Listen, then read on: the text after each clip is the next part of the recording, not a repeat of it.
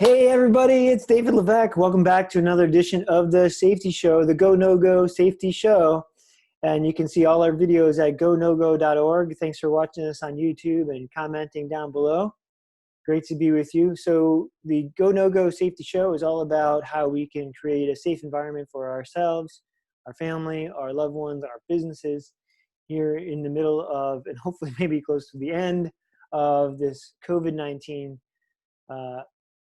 pandemic that's happening here on Earth since January 2020. And so what we talked about on the last show was a lot of my motivations for doing this as it relates to my experiences with healthcare generally and survival. And when I talked about survival, we talked about having enough money to eat and pay your rent, and how a lot of times we think of that as survival. And so what I'd like to do on this show is take it to the next level, up your spine. So survival is the first chakra in your body at the base of your spine, and it's there to make sure that your body survives, of course. And so all the concerns that you have about survival are kind of handled by that chakra and that part of your body. And then moving up the spine, you have, of course, your groin or your genitals, where the creativity of life happens, right? So this is where we make other beings, and we procreate. And we also create other things like paintings and poems and things like that. And that's also been thwarted a lot by the COVID-19 pandemic. And so I just want to talk about a few things that kind of are thwarted in my own life, and I'd like to hear yours, of course. So I started dancing when I was 19 years old. And the reason I started dancing is because I was away from my family, away from my college, and I didn't have any friends. And so I wanted to be social. And so I went out dancing. I grew up with three sisters, so there was a lot of music and dancing in the house when I was younger. And I never took any formal dance classes or anything, but I was open to the idea of music and dancing as a male, which a lot of males aren't. They grew up on the macho side of the spectrum, with fighting and baseball and sports and competing. I didn't grow up that way. I grew up, with three sisters, so more on the feminine side. And so, and now I'm not to say that dancing is not masculine. It is totally masculine. It's just that a lot of people don't see it that way. So anyway, when I was 19, I was on the break between my freshman and sophomore year of college, and I went dancing. And I found that music was very motivational. And I found that by repeating the pattern that I would do in the line dance, because the line dance was so structured, 8 this way, 8 that way, back and forth, very simple structure, I could follow and have discipline in that structure, and then add on the creativity that the music would call for. My green screen is showing the beach in the background there every time I move. But so that's that little porch that you should see. Anyway, and so my point is that structure can really enable creativity. And a lot of times people want to be creative without structure, and that's it's good, and it's a great desire to have. And also what I learned through my 20 years of experience of dancing is that discipline creates freedom. So why am I talking about all this as it relates to safety? Because right now that's taken away from us. Well, the discipline isn't taken away from us. Obviously, we're very disciplined with the masks and the staying at home and hopefully eating well and keeping your immune system up. But the creativity, and a lot of people are being creative now because they're spending more time at home. They're painting and doing things that you can do at home, which is great. But the creativity that happens when we're together is not happening. And so the very fact of meeting somebody that you might procreate with, dating has kind of been eliminated completely. In-person dating, right? And of course, dancing has been eliminated completely. And why is this important? Well, it's important because I feel that one reason sometimes people get depressed, or at least in my own life, and I see this from a lot of people. Tim Ferriss as an example.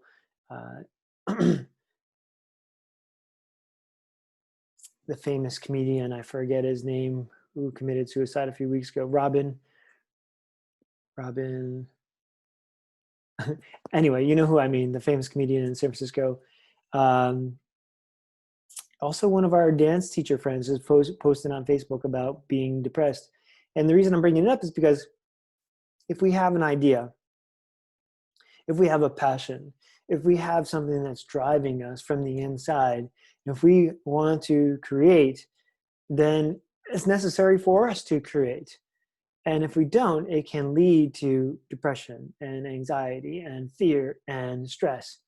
And so that's why I include creativity as part of safety, because depression, anxiety, and fear are not good for you.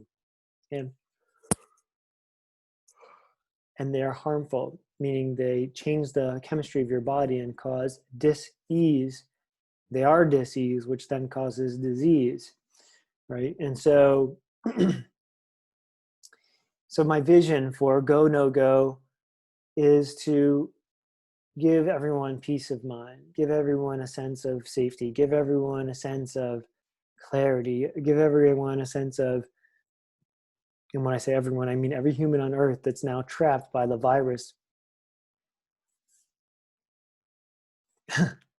and so what we're doing is basically, you see here on the screen, this screen over here, basically GoNoGo is an app that records your voice for 30 seconds and determines if the COVID virus is in your body or not. This can help you get treatment earlier. It can help you know to stay home or to quarantine or to go see your doctor. So it's very important to understand, for your own health and safety, whether or not the virus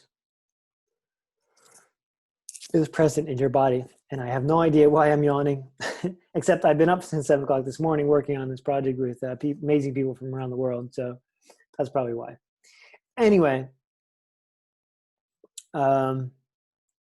so I'd like to hear from all of you what you think of in terms of creativity. What's important for you creatively that you are doing or were not able to do because of COVID? And how does that creativity block or creativity positive impact affect your life? Is it making you more at ease? Is it making it so there's more dis-ease? I'm super interested and curious. I shared with you, for me, I shared with you my perspective. And for me, I can't dance the way I love to do with other people right now. So that creativity is blocked. But the creativity of creating a solution that can help the world and solving problems, which is, such an amazing, passionate experience for me, is there, right? So it's bringing me alive in a lot of ways to be able to have the experience, the connections, the creativity, the time, the energy, the money to bring this solution to the world. That's like, I'm pumped up about that. And so, so on one level, COVID has created a perfect outlet for a form of creativity that I also enjoy a lot, which is to create businesses and solutions that become businesses, and to work with people in a collaborative way to bring these things into the world. So, creativity has both sides in my life, and I'm sure it does in your life as well. So please share that with us and with the world by commenting below this video. So a little update on our project on GoNoGo. We, as I mentioned maybe before, we have a team of 7 people working mostly full-time on bringing this into light. And we're in the process of forming partnerships, both on the intellectual property side regarding the algorithm for actually running the test, and then on the clinical trial side, which is to do the test in many humans to make sure that the software is validated. And then the next step would be, of course, to bring it to the world and make it available.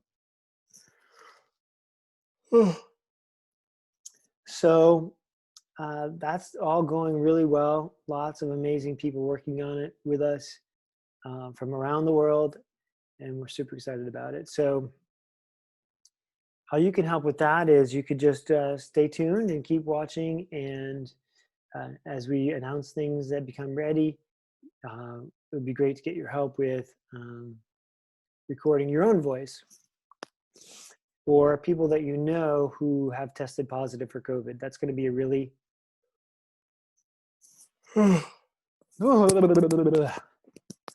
really important thing, is to get these positive test results from confirmed people so we can verify the algorithm. So that's going to be so cool.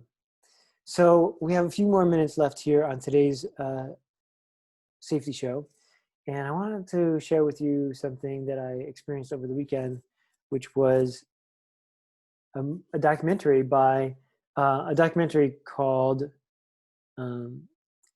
Water Memory, and that was featuring a Nobel Prize winning professor and researcher named Luc Montagnier.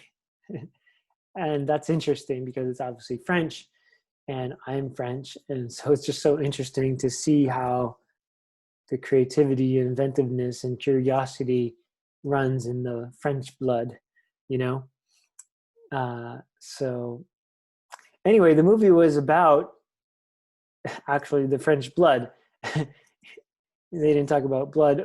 They talked about blood a little bit, but mostly talked about water and how water has memory, and most of your body is water. And so I think that's how we get passed down memories from generation to generation, is through the water, you know, from our parents. And the water we drink in the towns where we grew up has a memory from the land and from all the plants and the dirt that it filtered through. And so when we go home, we feel at home because we're near the resonant frequency of the earth and the water in that place, because it literally is what makes up our cells and creates us. And so anyway, back to the documentary. It was all about Luc Montagnier and how you can combine water with other chemicals. In this case, it was HIV virus, and you can then dilute the water so that it doesn't seem like there's any HIV left. And then he basically he listened to the water, listened to the electromagnetic frequency of the water in a similar way that you would listen to music, but with a different range of frequencies. And then he digitized that song and sent it across the continent to France. I think the original Luke was doing this in Italy, or vice versa. He was doing it in France and he sent it to Italy. Anyway, and then he played that song to water in Italy, and he found that he could find traces of the DNA of that virus in the water in Italy from the sound of it going through the computer and then being played on the speaker essentially for the water in Italy. And that's really amazing because it shows a lot of creativity.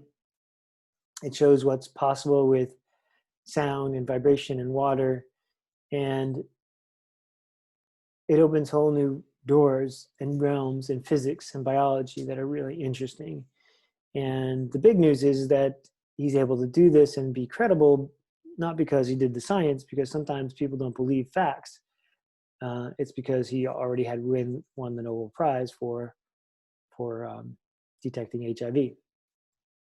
So he's respected a little bit more than just a scientist who would just do this science in their lab. So I guess that leads me to the next kind of area, which is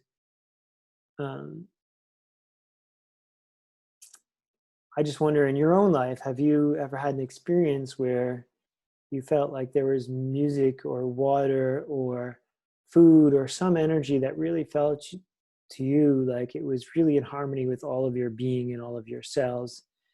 And just remember that moment and then think about, why that vibration? Why that moment? Why, what is it about this particular energy, this song or these words or this person or this art or this flower or the smell that makes me really feel at peace, at home, connected, alive? This is the interesting question that I have for all of you to share and think about and co-create around. So I think that I'll end it with that, end today's show with that. Thank you again for listening. I'm David Levesque from GoNoGo.org. GoNoGo.org. You can see it over there behind me. And we hope to be sharing more with you about this COVID-19 test to let you know if you should go or no go going forward in the near term. So we'll see you again tomorrow, 12/19. Every weekday, we do the Go No Go Safety Show. So thanks for tuning in, and we'll see you tomorrow. Have a great day. Bye-bye.